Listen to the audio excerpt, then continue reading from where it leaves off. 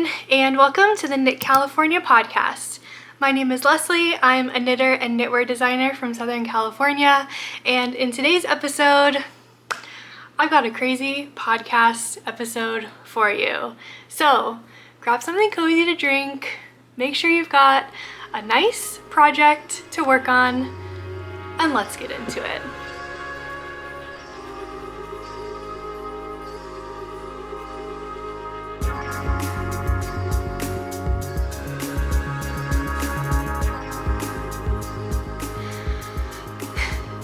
I have a lot of stuff to talk to you about.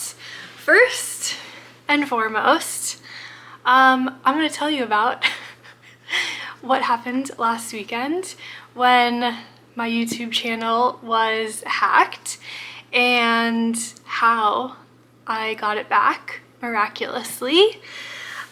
Second, I finished my book club cardigan, so we're going from the low lows to the high highs.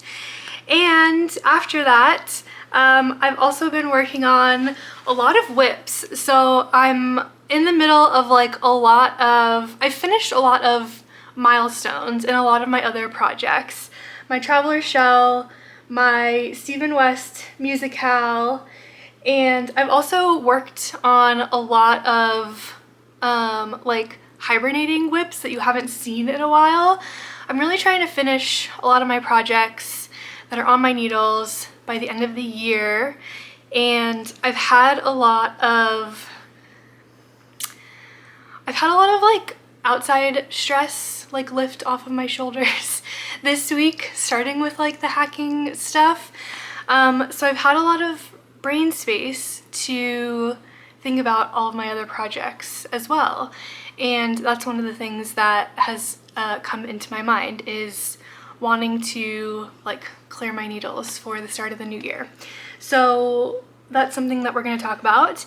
And then to end the episode, last week I talked about starting the iris sweater, and I talked about potential color combinations. And I did a lot of thinking about that last week. It's been 2 weeks since the last time I filmed a podcast. Rocky's all wet. We just went outside. Anyways, I have chosen colors. So I want to walk you through my thought process since the last podcast episode and show you the colors that I've chosen. So, like I said, I think this is going to be a longer episode. You already know how long this podcast is, but I think this is going to be a longer episode. So make sure you've got a nice project to work on, a nice beverage, coffee, or at least if you're staying hydrated, and let's get into it. And let me tell you about the most stressful 4 days.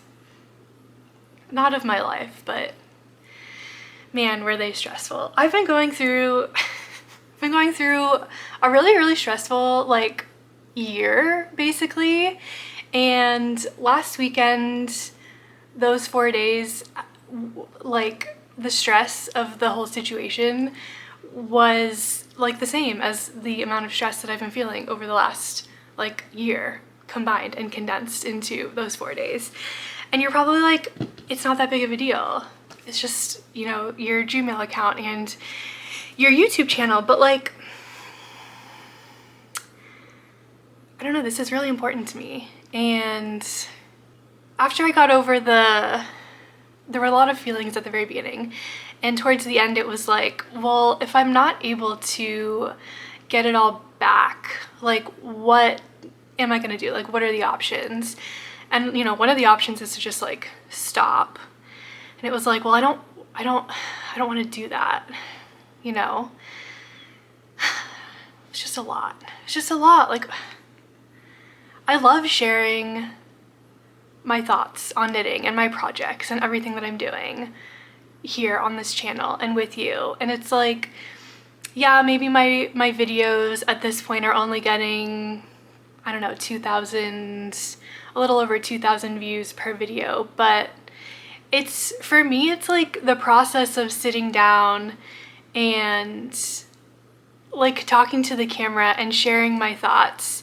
It's very like cathartic. It's very nice to like voice all of my thoughts and voice all of my opinions about my projects. It really helps me to like think through everything that I'm doing. I don't know, it just helps me in my making process, in something that I really love to do. And thinking about like not being able to do that anymore and like not having the space and the platform to do that, and like thinking about only having potentially Instagram to do that on, it's not the same. Like Instagram is very short, it's very short form. Like when I have to make Instagram reels, it's very different type of content. Like to have to condense my thoughts into a minute or 30 seconds, it's very stressful to make Instagram reels versus having the space and the time to be able to sit down and like think through what I'm gonna say. Or like I don't even have to think to like make these podcast videos anymore, right? I can just sit down and like word vomit, right? Whatever I'm thinking about, and that's what I love to do. That's why I love to make these videos for you. And I don't know, I like to think that my thoughts about my projects help other people who are making the same projects or who are thinking about making these projects. So I don't know, it was just a lot. But anyways, here's what happened. I was the dumbest person in the entire world, and I fell for a phishing scam. I got an email about a partnership collab from Duolingo. Turns out it wasn't actually from Duolingo, but I've seen other people do sponsorships with Duolingo in the past, and I was like, wow, this could be really fun, this could be really great. And you know, was emailing back and forth with them, and they eventually were like, okay, great, here's how this is going to work. We are gonna send you a contract, you're gonna sign it, we're gonna offer you $5,000, you're gonna, you know, make a video, include, you know, a 2-minute ad in the video, and that's what it's gonna be. And I was like, okay, great, that is how collaborations usually go. None of it seemed out of the ordinary at all. Editing Leslie here. There's something else that I need to add to this. $5,000 is a lot of money that they were offering for this collab. Usually I'm fighting for like $250 for a collab, and this is like a peek behind the curtain for knitting collabs. I don't know, maybe other people are just being offered different amounts of money, but to just be offered this type of money for like from a big company, I thought, oh, maybe this is like normal. Like Duolingo is like a very big name. So I didn't really think much of it, you know? I thought, oh, this is just what they offer for their collabs. This is awesome. This is great. I deserve this, you know? But that's how they get you. That's what they wanted you to think so that you would sign the contract. So something that needed to be added in. So I get the email with the contract in it, and this is the part that should have felt suspicious, because there was a download link for the contract instead of just an attachment. And it said specifically to download the files, or or to open the contract, please use an archive tool like WinRAR. If necessary, try running it as an administrator. And I've never had to do that, to like open a contract or download files or anything for a collaboration. And I just thought, oh yeah, like, you know, Duolingo is a big company. This is just the way it has to be done. So I did. I downloaded WinRAR, opened the files. Within the zip file, there were 3 MP4 videos. Very like weird things. One of them was a Duolingo Squid Games like collab video, which I noticed right away did have something weird in it because it said Squid Games season 2 coming December 5th or December 2nd, which I knew that the regular Squid Games on Netflix was already on season 3, and Squid Games the challenge, the reality show, was already out also. So like there was no Squid Game season 2 like coming out December 2nd.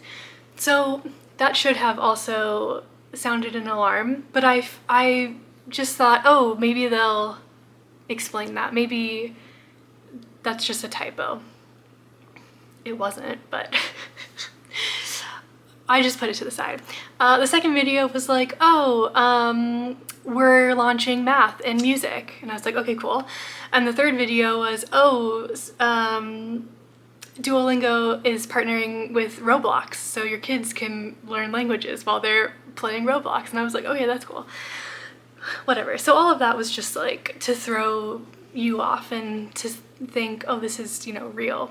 I don't know, they did a good job on those videos because they seemed pretty legit, except for that first one.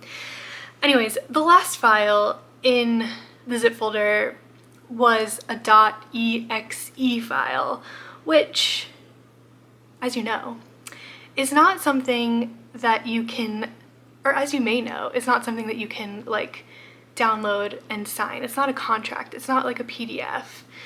That is a file that downloads a program onto your computer. Like if you're gonna download a new like game or something, or a new program onto your computer, that's the type of file that you would be opening and running. So I knew right away that there wasn't like a contract in that file, but I still ran that .exe file anyway. I figured, oh, maybe it's gonna pop up if I run this. No. That .exe file ran and obviously downloaded some sort of phishing software onto my computer to let the hackers log into my Gmail account and change my password and change my recovery phone numbers. And they didn't steal all of my information, but they stole my account. They were able to take over my Gmail account and my YouTube account, and they locked me out of it. And that was that. So that's what happened. I immediately felt like the dumbest person in the entire world because I knew there was no contract in that folder, right? And in my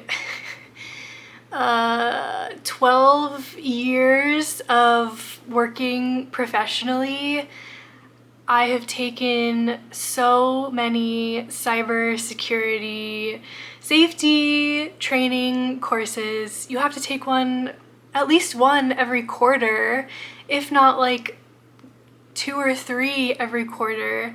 And I just felt like I had failed all of my employers. And I was now a victim of a phishing attack. At least it wasn't on my work laptop. And I wasn't, you know, sharing company information to whoever these people were. But still, I just felt so dumb because I knew it wasn't a contract. Anyways, the other like piece to this was I didn't have enough Google backup methods, security backup methods set up to be able to recover my own account. So as soon as this happened, basically, I called Google support, told them what was going on, and the person on the phone was basically like, she told me, she was like, oh, your Gmail account is probably gone. You probably won't be able to get that back. And I was like, really? This is what you tell people when this happens?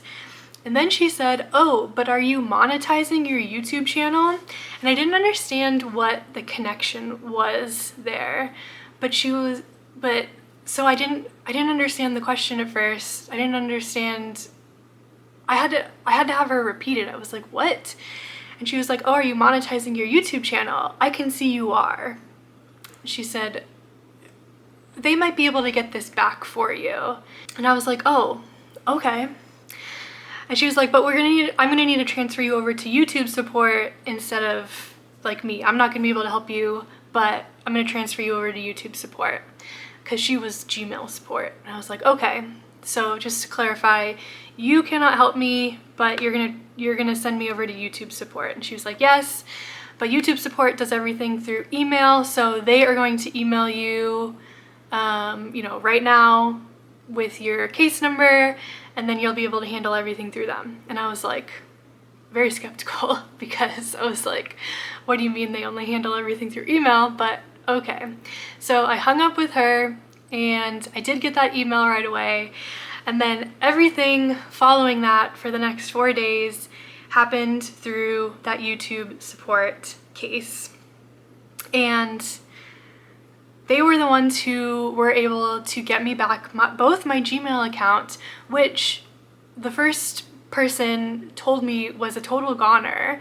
But, as I was thinking through everything, and both Rachel from Rachel's Knitting and Jackie from Jackie's Making were my lifelines throughout this whole thing, because they were the ones that like kept me sane. They were the ones the whole time who were like in the background doing research on all of this, and they were like, okay, we've been doing research.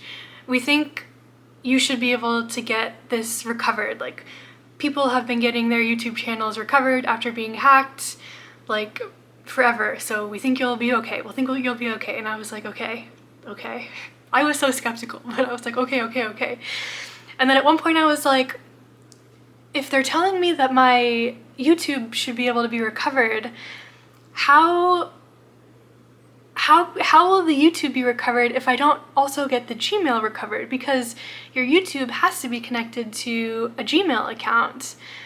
So it didn't make sense that the original person told me that my Gmail was a lost cause, but that they would probably be able to recover the YouTube account. So I was pretty sure that if the YouTube was going to be recovered, that I would also get the Gmail recovered. So in the end, I did get both recovered, which was great. But here's how the recovery kind of like broke down. The first email that I got from YouTube partner support, they wanted me to attempt to recover my Gmail account, which I heard had already gone through these steps on my own, and I was not able to recover my account. This is where they want you to try like the biometric recovery. If that doesn't work, you try the phone number recovery, which they had already changed the phone numbers. Oh, first is the password, which they had changed. Then it's the biometrics, which I guess hadn't set up. I guess I've had my Gmail for so long that I had like never set up Face ID. And I think they had immediately set up a pass key that was like an insert pass key. So I think that was also a problem. So they had changed the password, they had changed the phone numbers, and they had changed the pass key. So, and I didn't have like the 10 phone numbers and any of that. So the original like account, the first account recovery did not work. The special account recovery also did not work. So all of these first steps didn't work. So I had to email them and I say, hey, I need more help and I need to file an escalations claim. So that is what I did. I said the affected Google account is Knit California and you can reach me at this other email address that I have. So that was really helpful. Also, the fact that I have 2 Gmail addresses, because my Knit California was the one that was affected, but I was able to communicate with them through my other like personal Gmail account. So thank God I had that. Then I was checking my email all day waiting for this response. Didn't get a response for 24 hours later. That was the worst part. Was like all of this happened Saturday morning at like 9 a.m. was when the hack first started, and I didn't get a response from this email until literally the next morning. It was like 3 a.m. when they finally responded, but I didn't see it obviously until I woke up at like 6 a.m. So they basically asked me to do it again, the advanced recovery, which felt like the exact same thing. Sent that in. Then I got that, and that was on Sunday. Then I got this email from YouTube support on Sunday that says, our internal team confirmed that your Google account and your YouTube channel got compromised. To remove the hackers' access from your Google account, they needed to disable it. Kindly recover your Google account first so we can continue working on your YouTube channel. So that was on Sunday. Then, that was Sunday morning. Then Sunday afternoon, we were in the car. My aunt was here this weekend, actually. So we spent Friday night, Saturday day and evening, and Sunday day and evening at some of the casinos, playing bingo and playing poker. So at least that was a distraction. But so we were on the way to the casino on Sunday and I got the email from Google account recovery saying, please reset your Google password. And I said, yes, I got my Gmail back. So that was step 1. That was amazing. I got my Gmail back. So then I emailed back YouTube support, because once I got my Gmail back, I could click over to my YouTube channel and see that it was completely gone, which I knew that it was gone, but I could kind of click into it and request that it go back up. And as I was kind of doing that on that side, it was like, sorry, we're not going to put your YouTube channel back up because it violated our rules. And like, that started to scare me. So I emailed my trusty YouTube support partners back, saying I've successfully gotten back into my Gmail account, but my YouTube account in California is still showing as removed. Is there anything else I need to do to get this restored, or is this currently in the process of being resolved? Then I said, this was a couple hours later. Hi again, I received an email from YouTube support stating that my channel will not be put back on YouTube. Obviously, it was confirmed by your team in this email chain that my email and my YouTube channel were hacked, so I do not understand why my channel would not be reinstated. When I click the link to start an investigation, there is no form or anything for me to fill out. When I clicked that link on my desktop, there was no form or anything for me to fill out.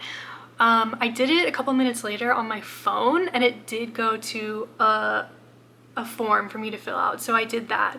But I can put these screenshots up here. These were the screenshots that I was seeing, and this was like really stressful to see, especially because I literally also had the email saying we confirmed that your account was hacked. So I think these two, like the support that I was talking to was not also the support that I was getting this other email from. I think they were two separate teams. So I just went back to the email team that I was chatting with, because I was like, okay, if any team is going to help me get this resolved, it's going to be this team. So they eventually emailed me back the next day. So this was Monday now, the 10th. Thanks for the update. We're relieved to know that you have regained access to your Google account. They're like, we suggest you enable all the security precautions. And I was like, thank you. I have now done that.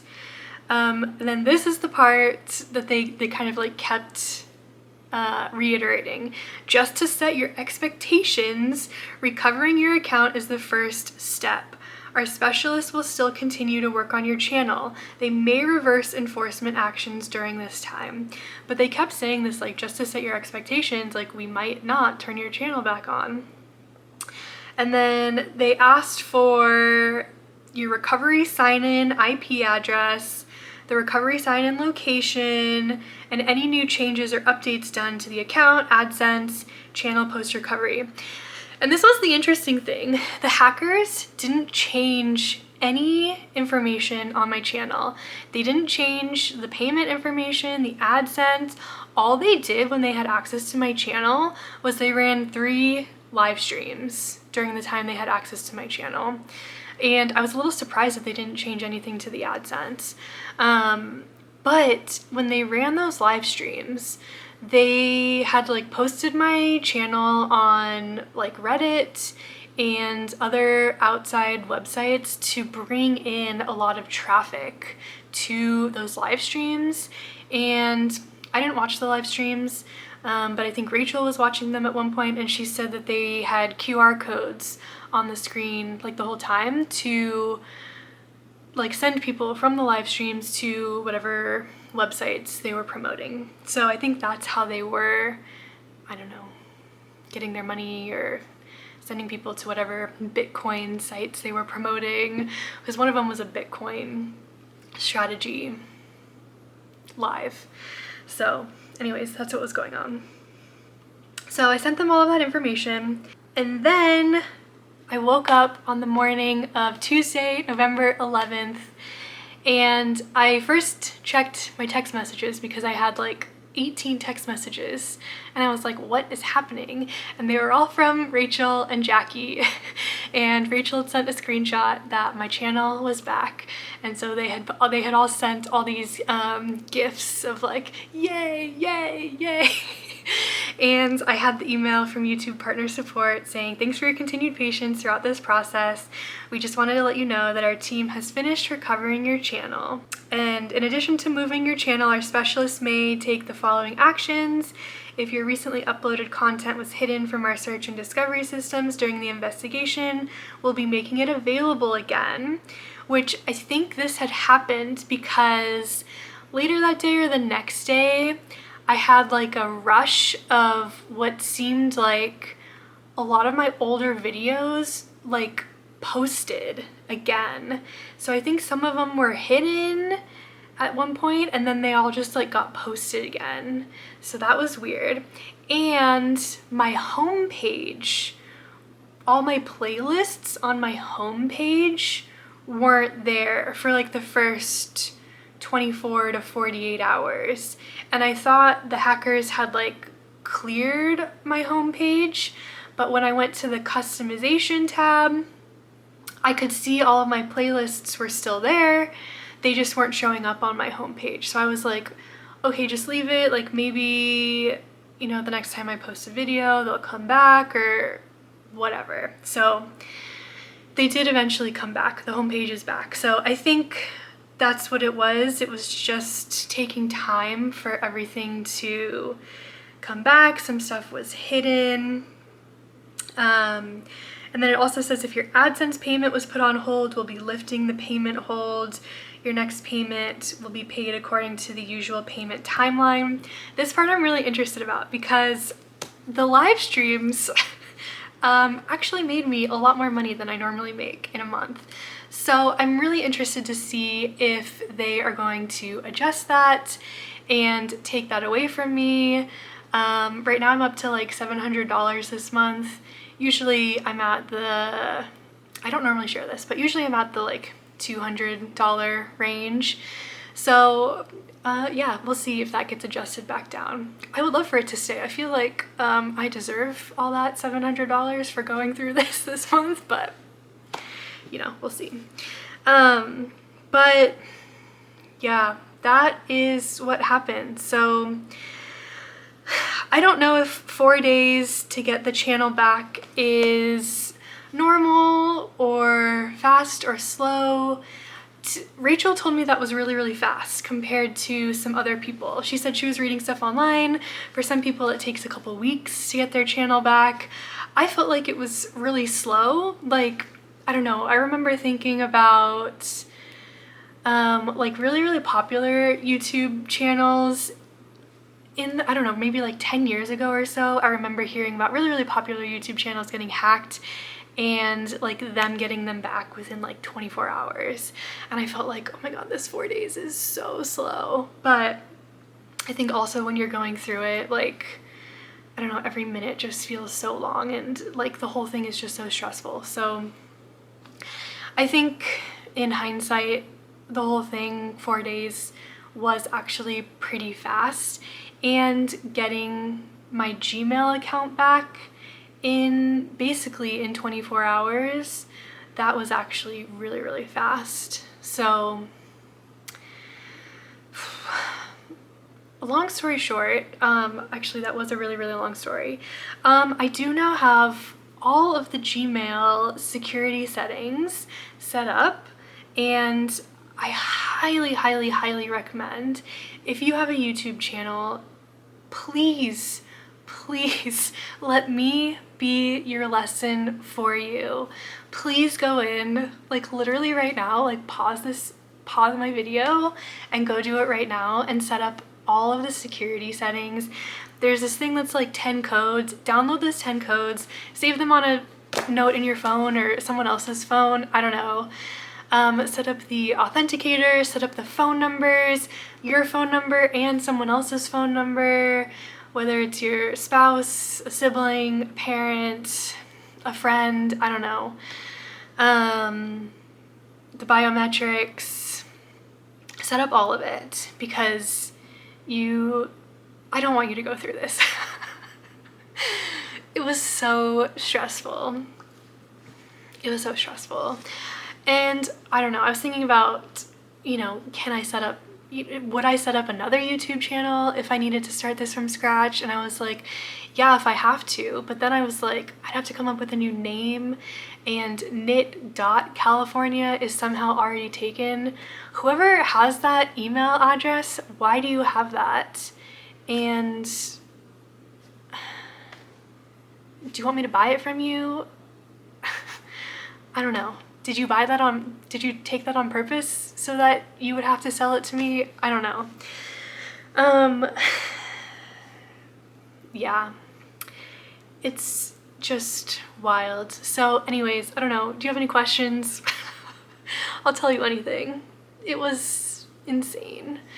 But that's what happened. So while all of that was going on, finished my book club cardigan. There's the transition. I was working on the button bands pretty much while all of that was going on, and the pockets were what I had to finish. So I finished it. Let's talk about the book club cardigan. Let's stop talking about being hacked. I'm pretty sure that the guys were from Nigeria. That's what the area code was from. It was like 063, I think, Nigeria.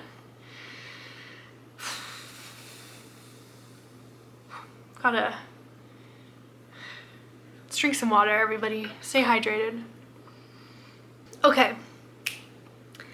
We're 30 minutes into this podcast and let's switch over to the knitting. I finished the book club Cardigan. Do you want to see it? Okay. Ta-da! Okay, so here it is. I'm pretty happy with it. There's one thing that I'm a little annoyed about. Can you see how the hem is like way longer in the back than it is in the front? And I don't think it's just because of my chest.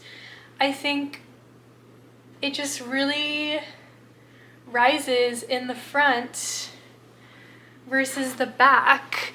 When I was watching Marlene Knit's podcast, she talked about the exact same thing with her book club cardigan, and I messaged her and I didn't realize one side of hers is actually way worse than the other side of hers, but it's the same thing that her front is way shorter than the back, but again, one side is worse than the other. So she was talking about redoing her whole button band. I think at this point I've decided to just leave it. One thing about me, in terms of I know I've talked about this a lot on my podcast, my torso is short in comparison to the length of my legs. And so proportion wise, I've never really talked about it in terms of proportion. It's something that I've been reading a lot about recently. I've seen a lot of people post about this a lot more on Instagram recently. Proportion wise, in terms of lengths of tops, it means that cropped sweaters and cardigans and things look better on me. And I've known this, but I've kind of put the two and two together. It's because it's a proportion thing. So because I'm on my knees right now, so you're not really gonna get the full effect of it, but the length of the front is fine where it hits me right here. It's right at the point where like the top of my high-rise jeans is. So if I like, tuck in all of my shirts, this is just a like kind of cropped Old Navy tank top. So if I leave it out, it kind of goes a little bit longer than the cardigan. But if I tuck it in, then the jeans go up higher, the cardigan goes lower, and it's fine. And if I unbutton it, it's actually, if I unbutton it and like pull this out, like you can kind of see the like the diagonal a little bit more, but I think it's fine. One thing about buttoning it, I really liked in the photo when Sari Nordlund had the top button buttoned. I thought the proportion on her looked really nice with the top one buttoned, and I don't know, it sat right where the like V came in. I put it in the exact same spot where you stop the increases, but on me it feels really high. So I've been wearing it with the top button unbuttoned, and I think it's just because the second button is like right at my boob line. I don't know, I think that's just the best spot for me to have my top button buttoned, and I think it looks fine actually with this one unbuttoned. I don't know, I think it's kind of cute. Or I could just take this button off, I guess. And I kind of placed these buttons a little bit unevenly These two are definitely closer together than these two are, but whatever, it's fine. And when I was knitting the pockets and I was going through a lot of stress, and Evan commented on last video and said the pockets were really, really small, and I was like, oh, and everyone else was commenting saying that you should knit the pockets with the cable in case they stretch a lot. And then Evan commented the pockets ended up really small anyways, and I was like, oh, the pockets are gonna be small? Great, I'm gonna knit them even smaller. So I only knit the pockets, you're gonna laugh, to be this size. I knit them like 2 inches. They're supposed to be 4 inches. They're supposed to go, you know, they're supposed to go like all the way down here. I just like really couldn't care less. I was just so done. So they only, here's the bottom of my finger inside the pocket. No one is going to see, they're just for looks. I don't care about the pockets and their functionality. They're just for looks. So I pinned them down so that they, you know, wouldn't be too puffy, just this length. And I think they're totally fine. And then the other thing that like is a little annoying is the sleeves ended up a little long. So I've just been rolling the hem up and it's been perfect. But other than that, I'm really, really happy with it. The yarn that I used is the Berroco Lanas Lite in the colorway Phlox, and the Knitting for Olive Soft Silk Mohair in the colorway Dusty Olive. And I'm really happy with the feel of this combination after blocking. I've been wearing it just with tank tops, and like it's not itchy or anything on my bare arms, so I'm really, really happy with it. I'm going on a work trip next week, and this is gonna be one of my work outfits with a like white t-shirt underneath, so I'm very excited. It's gonna be very cute, one of my knit fits. So yeah, I mean, overall this took me, well, I started this on October 17th last year, 2024, knit it for about a month, and then put it into hibernation, and then picked it up again this September and knit it September, October, and like half of November. So it took me like 3.5 months to knit it, total knitting time. So if you're thinking about knitting the book club cardigan, I absolutely love this, so I would recommend it. I personally love the cable patterns on this. I think this is really, really pretty, so it's something that I would recommend. Oh, let me talk to you about the button band, because that's also what I added. So I ended up knitting the button band on the 3.25 millimeter needles. So, and I picked up every single stitch on, you know, around the button band with the 3.25 millimeter needle. So a couple things that I think could maybe make a difference in the hem rising. I do think it's because of the button band, because it wasn't rising before I added the button band. So number one, potentially, I've never tried this, but potentially picking up the stitches with a larger needle size. So like I knit it with a 3.25 millimeter, but like if we picked up the stitches with a 3.75, you know, that would just leave a little bit more space around the edge, maybe. Picking up more stitches. So instead of, you know, 1 for 1, doing, oh gosh, I don't even know how to like describe the ratio, but like pick up 2 stitches and then an extra stitch, 2 stitches and then an extra stitch, or even like 3 stitches and then an extra, 3 and an extra, something like that, I think could have helped. Especially if you're gonna go down this far in a needle size.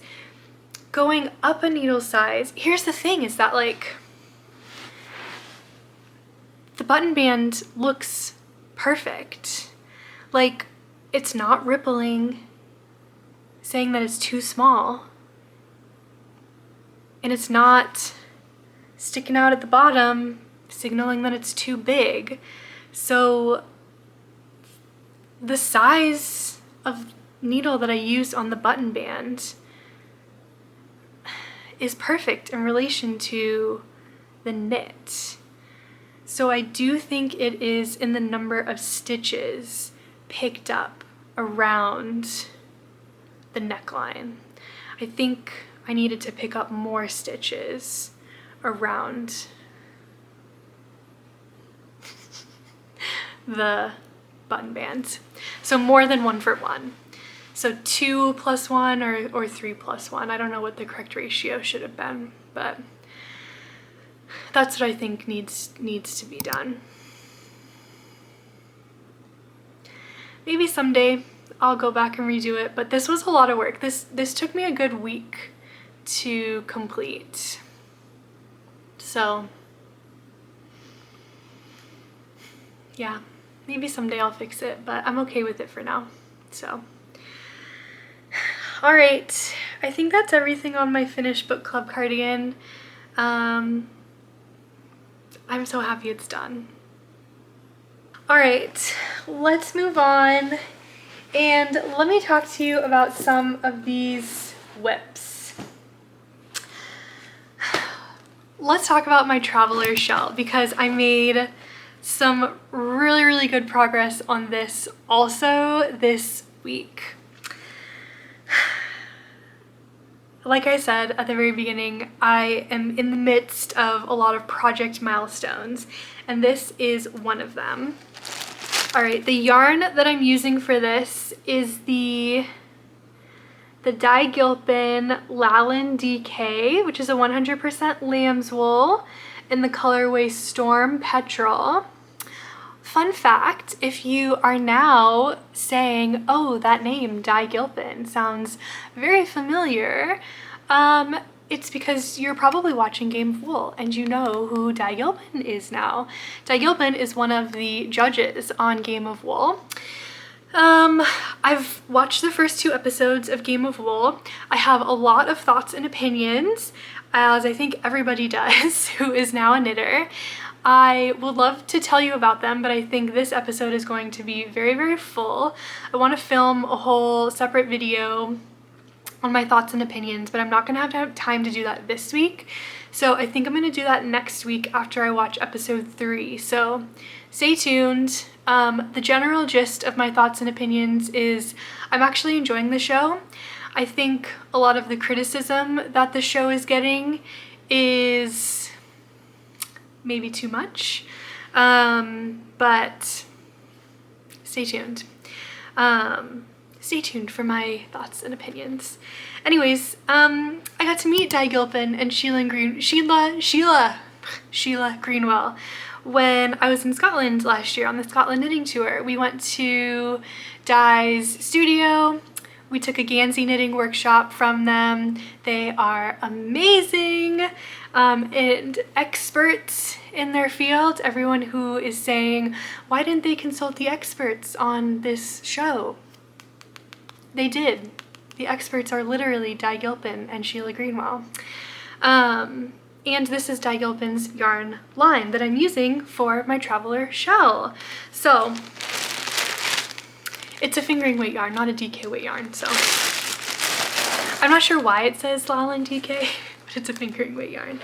I need to take off my book club cardigan so that I can show you the progress on my traveler shell, because yesterday I 3 needle bound off, bind it off, I want to say bind it off, 3 needle bound off the shoulders.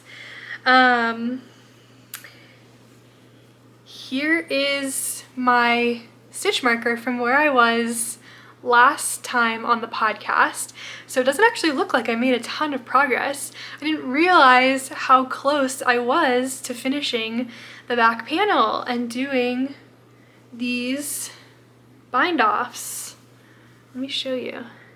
Can you see? You can kind of see the line right there of where that bind off is. But let me show you.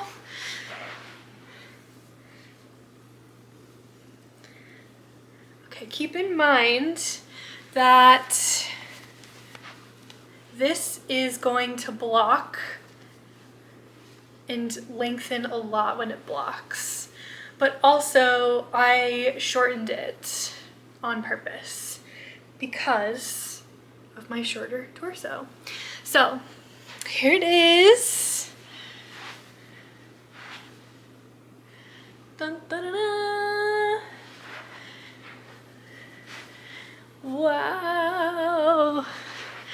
I love it. Let's come back. And we need to add the button band, right? So it's gonna sit about here, and I think the button band, yeah, it's like an inch or so. So it's gonna be perfect. And then we're gonna do the long sleeves.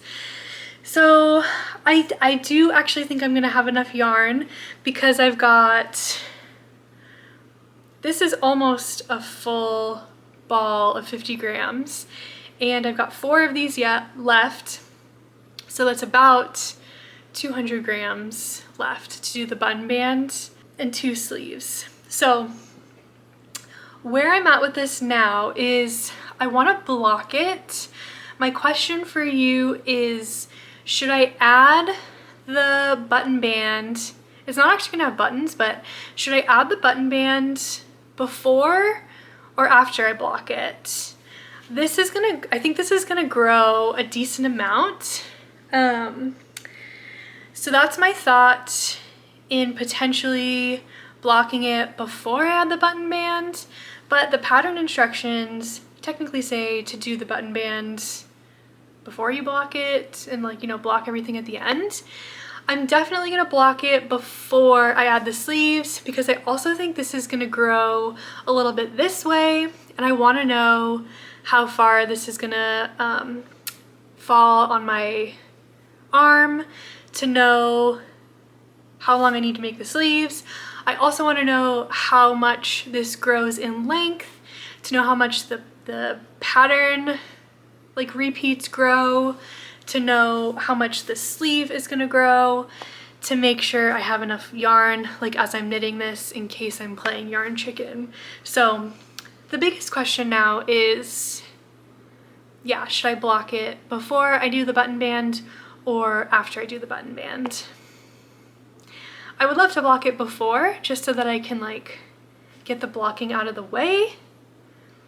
And then I'm gonna block it again, you know, when I'm done with the whole project, but it doesn't really matter. So that's where I'm at with my traveler shell. It feels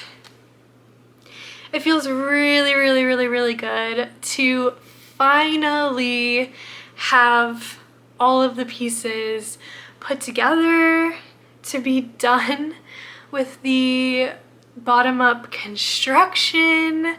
It's not just a tangled mess anymore. Yeah, so I'm happy with it. I'm really, really, really happy with it.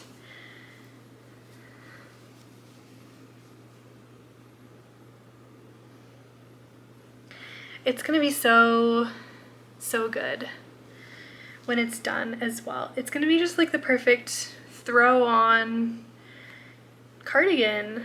Just throw it on, wear it around, go, go, go. And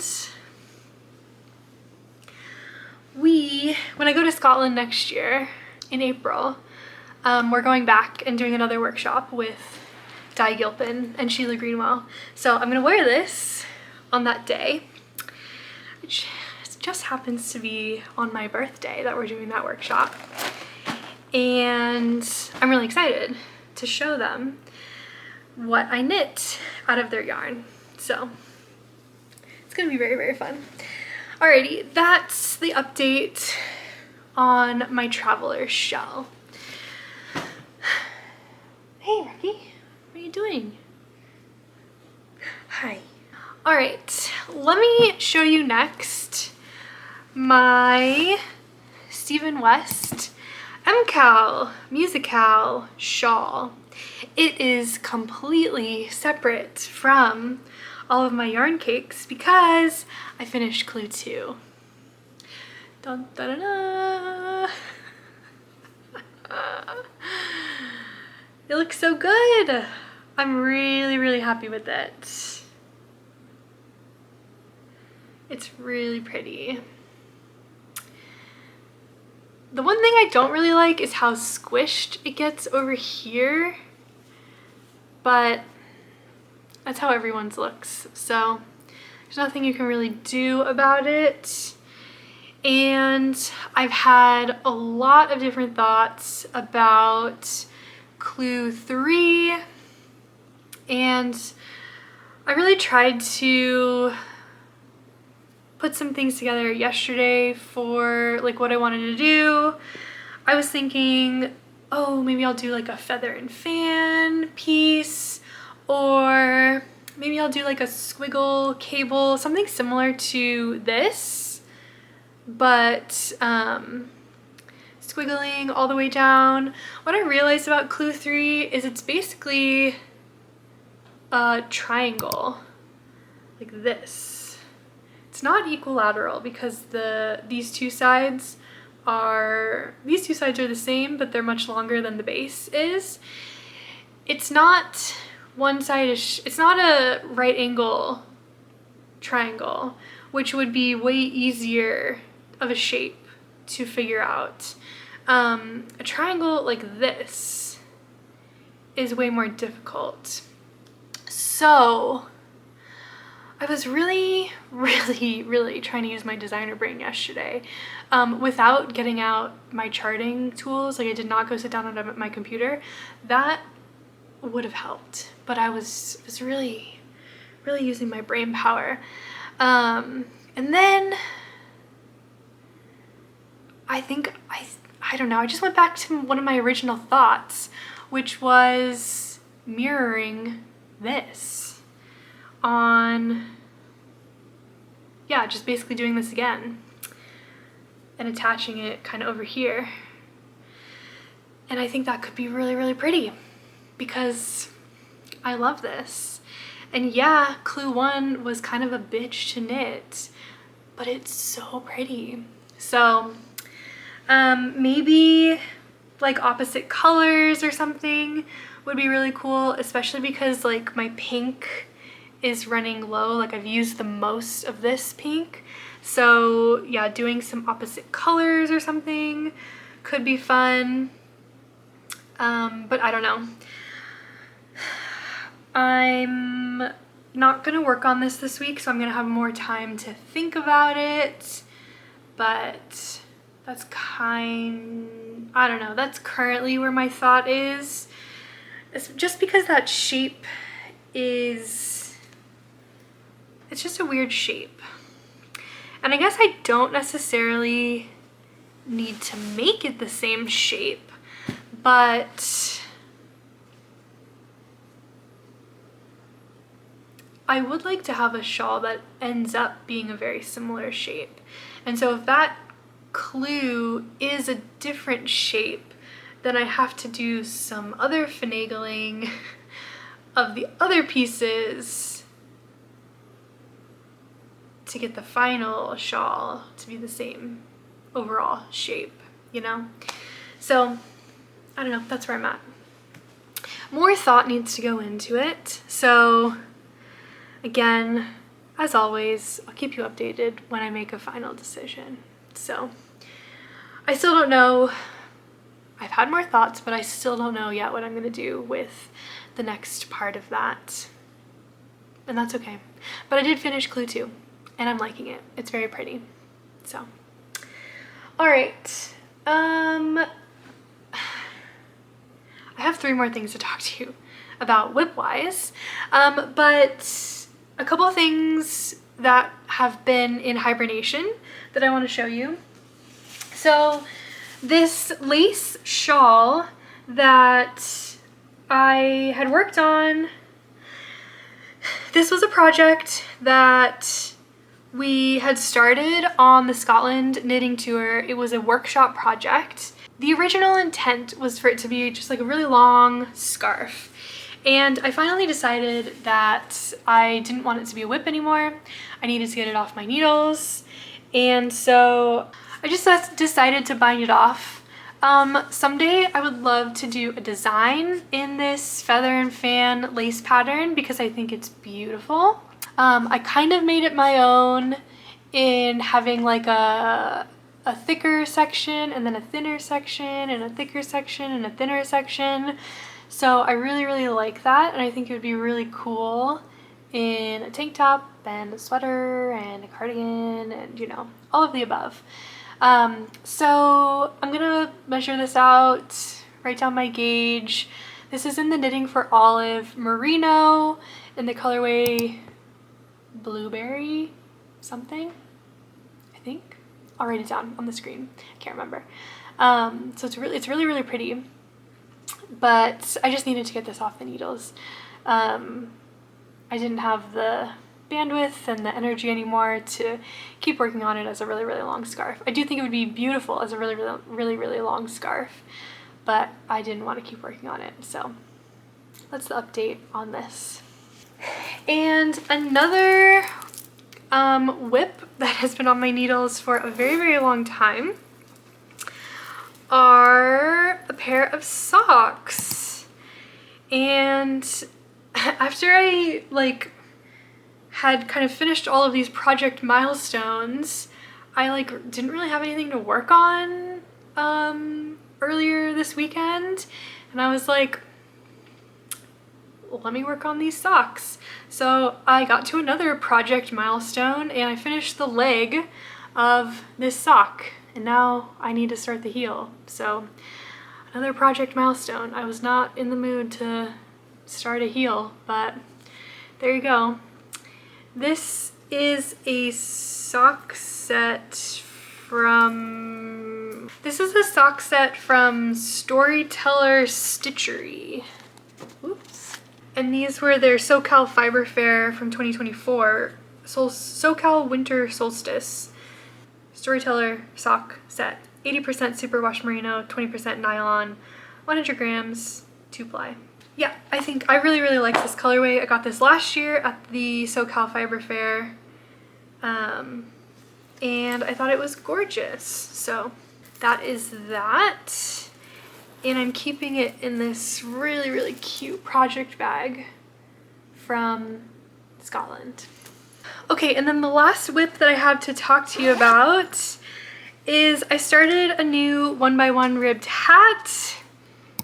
I'm knitting the Weekend hat by Petite Knit, and I'm using the Sewrella Home in the colorway Gingham. This is an 80% superwash merino wool, 20% cashmere style nylon. And I mentioned earlier I'm going on a work trip this week, so one of my favorite travel projects is a 1x1 ribbed hat, and I knit a weekend hat earlier this year when I went to Phlox Fiber Festival with an alpaca sport weight yarn, and it's very thin, and so I wanted to knit another weekend hat with a yarn that was more similar to the yarn that's recommended in the pattern, and this yarn fits that description. It's a heavy DK weight yarn, almost closer to a worsted weight yarn, which is basically what the pattern recommends. The pattern recommends a really heavy DK weight yarn. So I'm really excited about this. I think it's gonna turn out really nicely. I really wanna make a video sometime in the future, a comparison video that compares hats, like 1x1 ribbed hats and different construction methods. I also want to do a video that compares like all of the Petite knit hats. So a couple different ideas floating around there. And in order to do that, I want to knit kind of all of those hats very as close to pattern as possible. I have knit a lot of these hats in general, but sometimes I knit these hats with yarns that are not similar to the yarns recommended in the pattern. And I think we all do that. But the results vary when you do that. And I have ended up disappointed with the outcome of my hats when I knit them with yarn that is different from the yarn recommended in the pattern. So yeah, I want to talk about that. And so yeah, in order to do that, I need to knit some more hats. So this is it's a 1x1 rim hat. It's the weekend hat. I am going to be doing the double folded brim. I am going to be doing she does some double knitting for the folds. I'm going to be doing all of that. I'm going to be knitting it exactly to pattern so that I can tell you how that goes and show you all of that. So right now I've only done a couple inches. I need to get to 3.5 inches before I do the first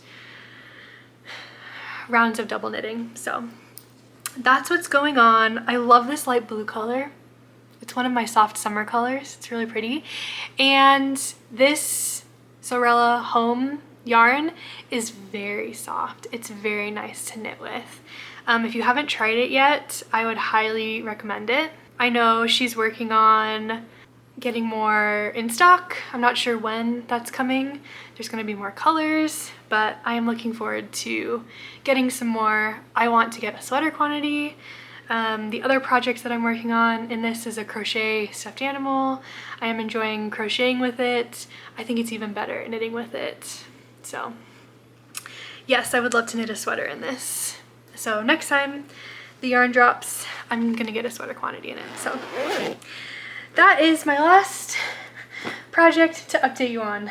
1, 2, 3, 4, 5, 6. Ooh, that was a lot. So yeah, that was a lot.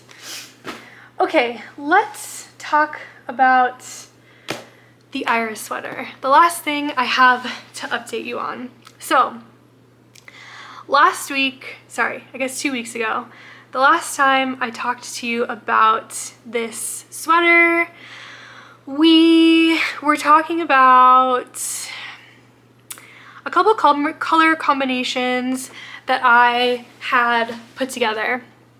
And I'll flash them up here for you.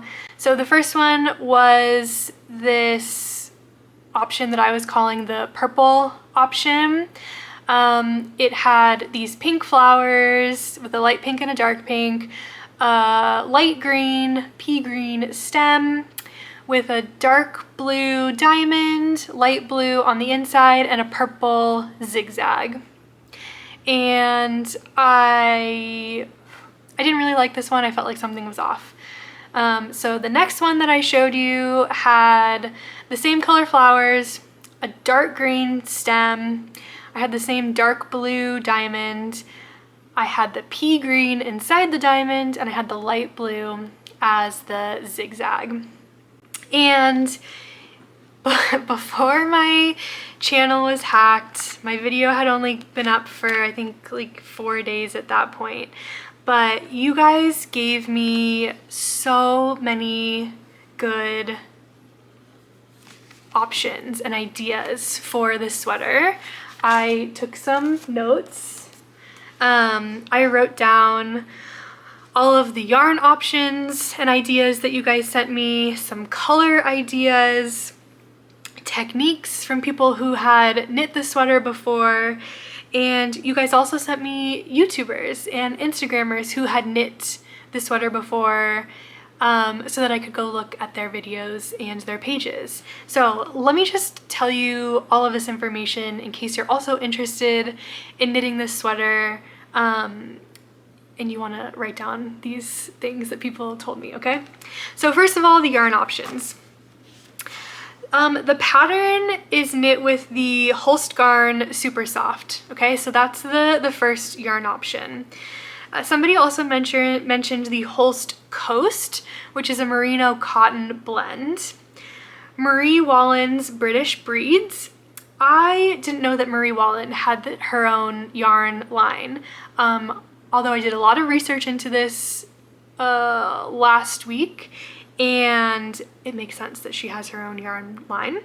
This also led me down a rabbit hole of Marie Wallen's patterns, and I now have many of them saved to my colorwork bundle on Ravelry. And when I go to Scotland next year, I have my eyes set on her Erin book. The book is called Erin, that I need. It's a need that I need to buy.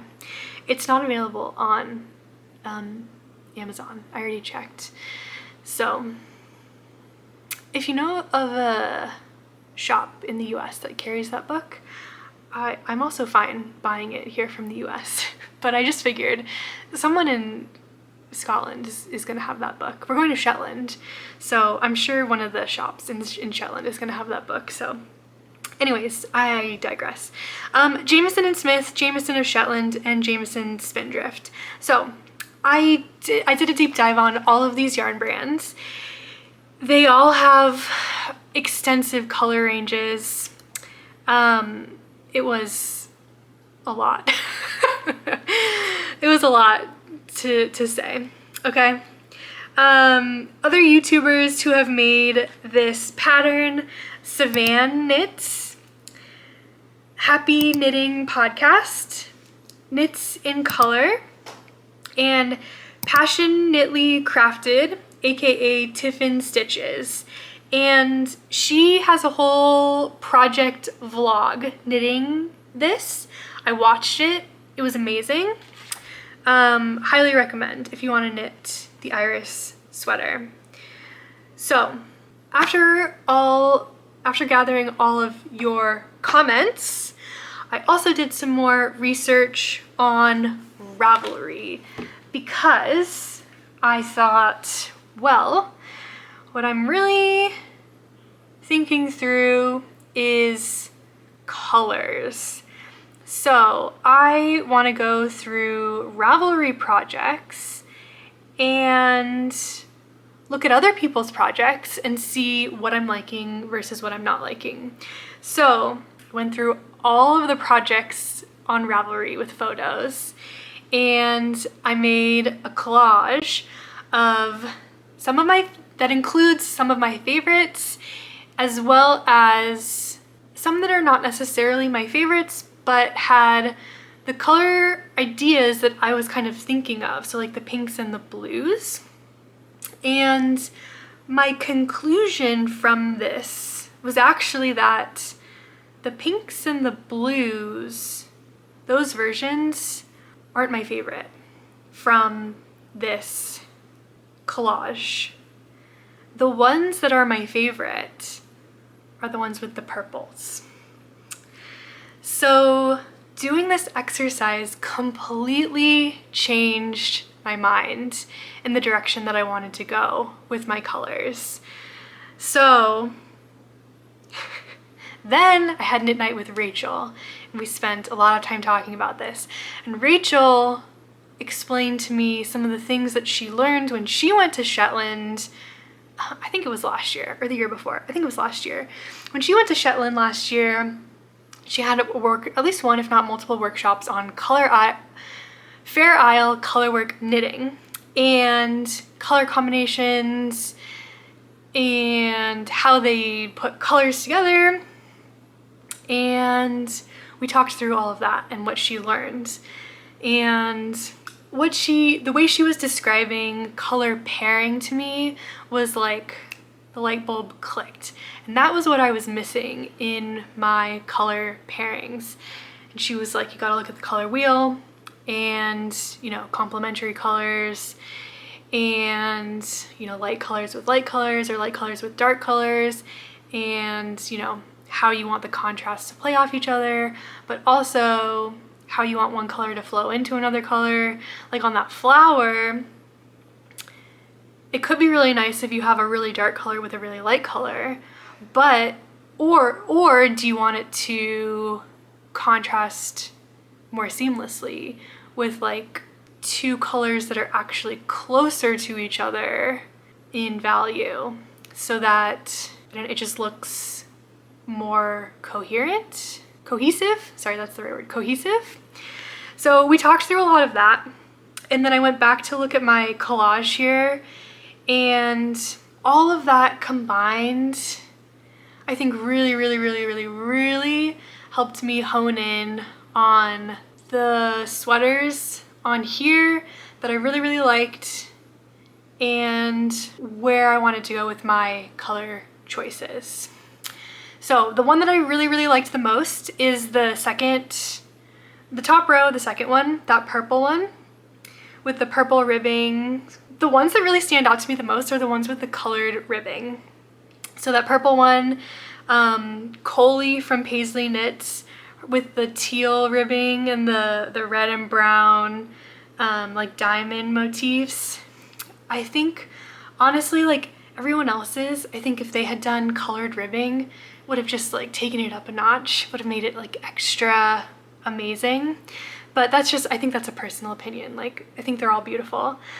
But the one on the top right with the purple flowers and the green and brown diamonds, the one on the bottom left with the purple flowers and like the brown diamonds, those ones really started to stand out to me. And everything that they had in common are the purple flowers. So Rachel and I started talking about knitting this as one of our knits that we want to both knit together try and knit so that we could wear it to Scotland next year. And we were like, okay, well, if we don't get it for Scotland, we're both going to Copenhagen, so it's fine if we don't meet it for our April deadline. We'll at least have September because it's an all over fingering weight colorwork sweater, so it might take us a while to knit this. But let me show you now that I've said all of this, let me show you the colors we decided on. Here it is. So yeah, this purple sweater is kind of what we were most interested in copying, but like not copying, emulating, I guess. The yarn that she used for this was the Sheepy's Metropolis, but what we decided to go with is we are going to use the Husqvarna Super Soft. We thought about using the Jameson and Smith.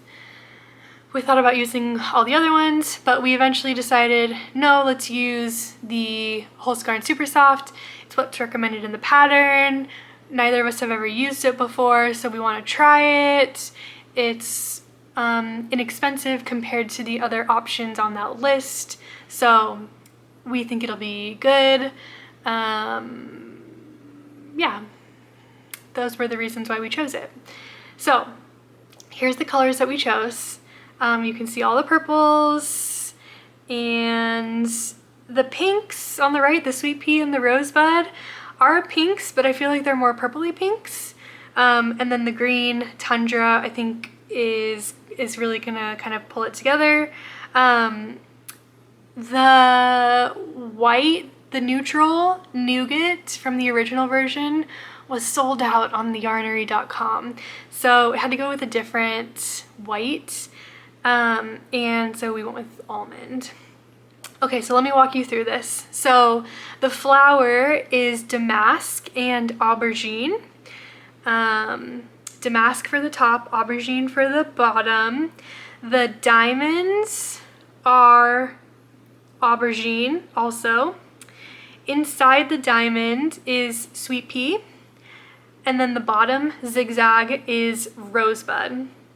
And then the stems for the flowers are tundra.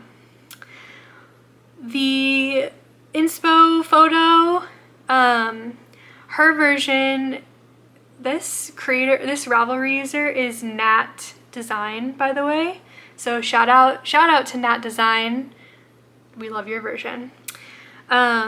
She only used 5 colors instead of the, well, recommended 8 technically in the pattern because the ribbing is different color. We ended up with 6 colors because we are using aubergine for 3 of the sections instead of only 1. But in the inspo, she does her flower is all 1 color, and then I think she's also using that for her diamond, and she's using that for her ribbing. And then the other piece that we didn't necessarily like was she used this like beige tan color for the zigzags, and I'm not like a beige person, so I made that rosebud like light pink. And then I also wanted our flowers, or I guess my flowers, to be two-toned. So I think damask and aubergine are really gonna work well together, hopefully. And when I sent this over to Rachel, she was like, do you mind if I use the exact same colors? And I was like, no, that'll be great. Then we'll actually have matching sweaters. We don't have any sweaters that are perfectly matching with the same yarn. So I'm really, really excited about it. So I ordered the yarn, it's on the way, and at the same time, I also ordered yarn for, I keep forgetting the name, the Harvest, what's the new Jessie made pattern? The Harvest Flower sweater, because this went live and it was just really, really pretty. So I also ordered this Lina Novita DK yarn in burgundy, deep burgundy, golden amber, and pine forest, and white for the main color. And I think this is going to be really, really pretty. So the burgundy is going to be the flower, the yellow is going to be the inside of the flower, and then the green is going to be the leaves. So I can't wait to start that too. 2026 is really going to be, I feel like, my year of color work. I'm just really, really, really into color work right now. Hopefully I get better at it. Hopefully I get good at it. Because I can't stop thinking about it. So yeah, that's what's going on. My kind of goal for the rest of the year, now that we've got a month and a half left for the end of the year, like I mentioned earlier, I really want to get like all of these whips that I currently have going on off my needles. I'm really close to finishing my Traveler shell. I think if my MusiKAL shawl stays over into the new year, I'm fine with that, like whatever. But my Traveler shell, I want to get off. This one I think is the main one that I want to get off the needles. The hat that I just started, that's gonna be easy. This pair of socks, I would love to finish that by the end of the year, mostly because all of my knit socks are in storage and it's starting to get cold, so I need some socks to wear. And oh, the other one's behind me that I haven't talked about in a really long time. My Trin-Annelie tee, would love to finish that. And my Shoop, the African flower sheep. I would love to finish that. I also have 2 gift knits / I'm going to crochet them for family, a crochet blanket and a crochet, oh, here's the blanket. Isn't that so cute? Little baby blanket. And a crochet like dino like hood jacket cardigan thing for a 3-year-old. So hopefully those will go relatively quick. I don't know if I can do all of this in a month and a half. And then for December, I also have an advent. I don't know if I've shown this to you or told you about this, but it's a fiber advent. It's the Hedgehog Fibers 12 days of spin. So I'm really, really excited about this. My plan is not necessarily to do every single day of Vlogmas, but sorry, this was dusty. My plan is not necessarily to do every single day of Vlogmas, but I do want to do kind of vloggy content where I open this up. I'm going to open this entire thing in the very first video, so heads up. And I'm going to show it. So I'm going to open all of this up because I want to see what it looks like. I want to plan out the spin. I want to spin it all up, and I want to knit it into something. And the knitting might spill into the new year, but I do want to like vlog all of that. So that is kind of my Vlogmas plan. It might be 1 video, it might be 3 videos, I don't know. But I'm also going to keep doing podcasts in December, so that's the plan.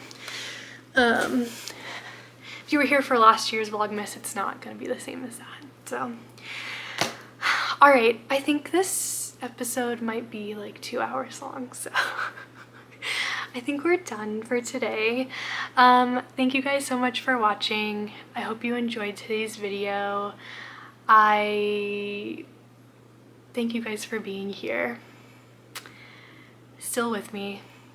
I turned on the community tab. I think what it means is that you can now post on my community. So feel free, make sure you're being PG and nice to everyone. But yeah, feel free to share what you're working on, especially if you're working on something similar to what I'm working on. Feel free to interact with each other. Love to see it. So if you're not subscribed, please hit that subscribe button. I think you can only post on the community if you are subscribed. And I will see you on the next one. Bye!